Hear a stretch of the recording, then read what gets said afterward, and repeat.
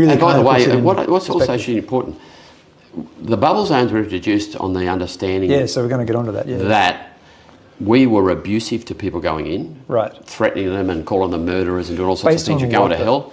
Oh, lies. Basically, Right, we okay. don't do that at all. And I've personally never seen that happen Right. anywhere. So they lied, basically. Yes. But we have people we've helped after the abortion. Right. So there were people often there when they come out after the abortion, and I'd give them my card and say, "Don't come here again. We'll help you."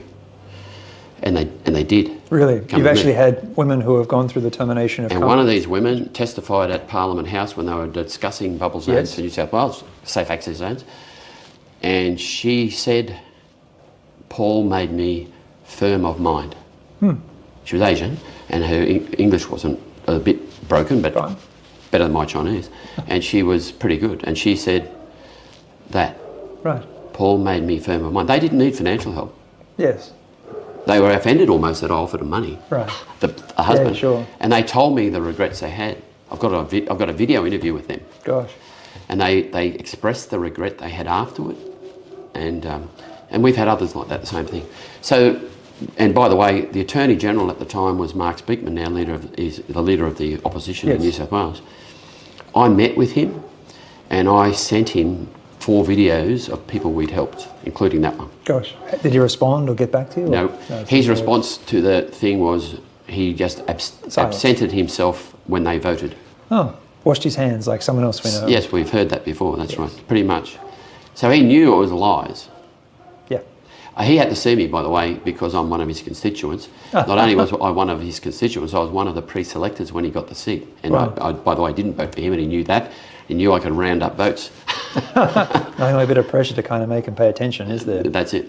Now tell me, let's get back to these bubbles zone laws, because I think many people are confused about what they mean, what impact they've had, Yep. and what kind of a handicap it's been for this great work that you've been doing over the last 30 It's more than a years. handicap.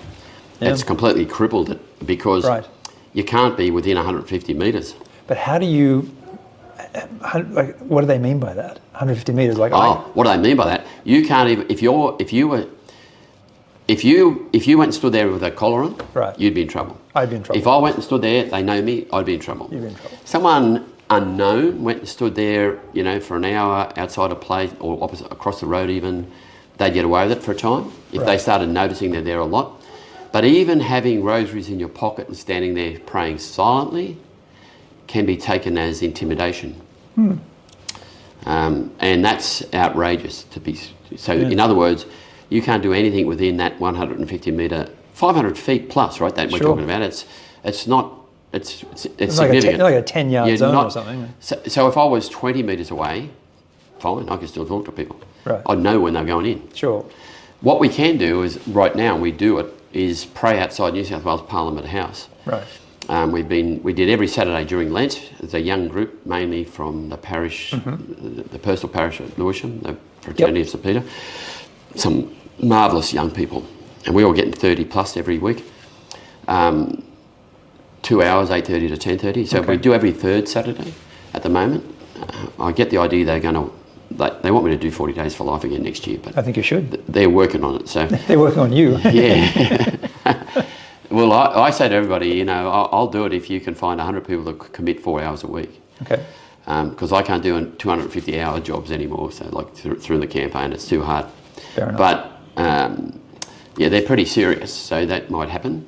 But at New South Wales Parliament House, straight across the road, there's 2 abortion mills. Really? So On that's Macquarie Street? Yes, but the New South Wales legislation says you can protest at Parliament House. So you don't even have to get permission, right? It's the closest you can get to an abortion clinic anywhere in the country, Really? 20 metres away. And I've actually spoken to people going in because they've happened to get out on the wrong side of the road out of their Uber. I've given them pamphlets, right? Yeah. Oh, thanks be to God. Correct, but we had a potential turnaround. A guy came out and spoke to us, and they changed him on that day, but she went back through the week. Right. But so it can be effective because you can be seen, and we've got posters with signs, on the posters. And Okay. How often do you protest outside of Parliament House again? at the moment, it's once a month, Once every a month. third Saturday, Every third Saturday. 8:30 to 10:30. And anyone can sort of show Absolutely, up more than welcome. to that? 8:30 to 10:30. Anyone that wants to pray.